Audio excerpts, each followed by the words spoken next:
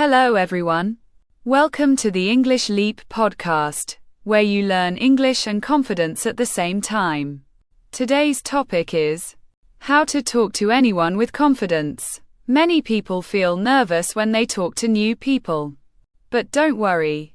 Confidence is a skill you can learn. That's true. The first secret is very simple. Smile and make eye contact. When you smile, people feel comfortable around you. Good point. Another tip is to start with simple questions. For example, where are you from? What do you do? Or how was your day? Exactly. And remember, good communication is not only talking, it's also listening. When you listen carefully, people enjoy talking to you. Yes.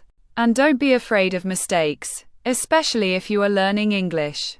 Mistakes are part of learning. Confidence grows with practice. The more you talk, the more comfortable you become. So today's challenge for our listeners: try to start a small conversation with someone today. It could be a friend, a colleague, or even someone new. Thank you for listening to the English Leap podcast.